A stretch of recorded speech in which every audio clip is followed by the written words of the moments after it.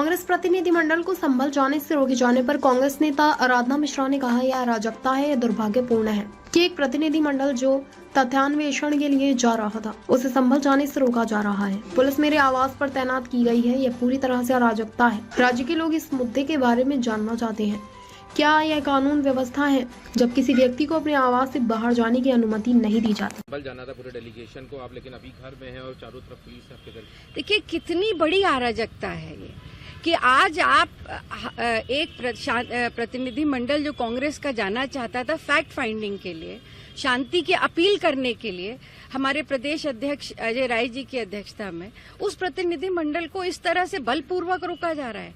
हम वहां पर कोई अशांति फैलाने नहीं जा रहे। प्रदेश की जनता जानना चाहती है, जो लोग आहत हुए हैं इस घटना में, उनसे जाकर के उनकी बात को प्रदेश की जनता तक पहुंचाना हमारी जिम्मेदारी है। एक जनप्रतिनिधि के नाते ये हमारी जिम्मेदारी है, पार्टी के नाते ये मेरी जिम्मेदारी है। और किस तरह से मेरे घर में मुझे जिस तरह की फोर्स डिप्लॉय की गई, कल रात से फोर्स यहाँ पर है, कल मुझे यहाँ पुलिस द्वारा निषेधाज्ञा की नोटिस भी सर्व की गई और रोका गया। क्या कोर्ट का कोई आदेश है कि वहाँ कोई नहीं जाएगा? अगर लोकल एडमिनिस्ट्रेशन ने अपनी नाकामियों को छिपाने के लिए 163 की नोटिस जारी करी है, तो क्या ये उचित है? ये तो पूरी तरह से अराजकता है, गुंडागर्दी है सरकार की। अच्छा, जो नोटिस आपको भी दिया गया उसमें 163 बीएनएस का जिक्र किया गया जो संभल में लागू है, तो क्या आपने प्रशासन से पूछने की बात करी कि आप जनप्रतिनिधि हैं तो आपको अपने घर से क्यों नहीं निकलने दिया? मैं यही तो पूछ रही हूँ इनसे कि मुझे अपने घर से तो निकलने दिया जाए।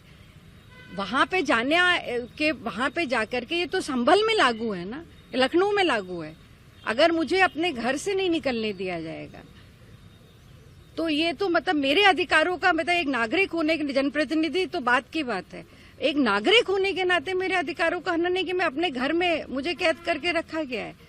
और सरकार ने, भारतीय जनता पार्टी की सरकार ने हमेशा यही किया कि जब वो किसी चीज का जवाब नहीं दे पाते तो पुलिस को आगे करके बलपूर्वक को रोकने का प्रयास करते हैं। क्या वजह हो सकती है, क्यों रोका जा रहा है? आपको जाने से पहले, इससे पहले समाजवादी पार्टी का डेलीगेशन जा रहा था, उसको रोक दिया गया।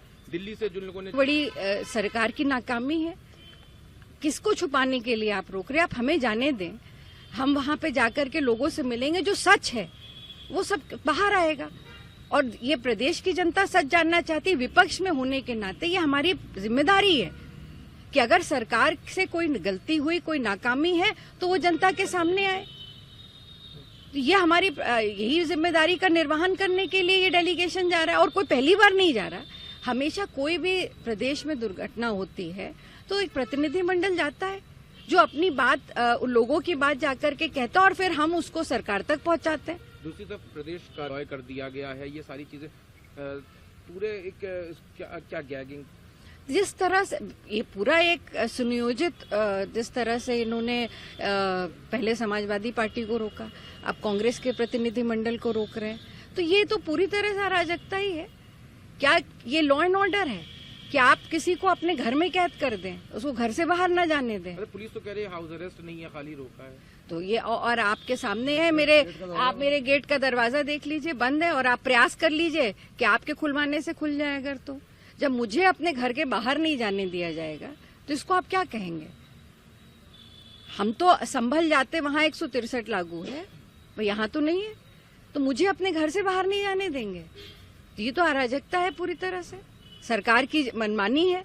क्योंकि आप बहुमत में हैं, आपने एक ऐसा, आपके राज्य में एक ऐसी दुर्भाग्यपूर्ण घटना हुई जो संभल में हुई, जिसमें 5 लोगों की जान गई, 30 पुलिस वाले घायल हुए उसमें।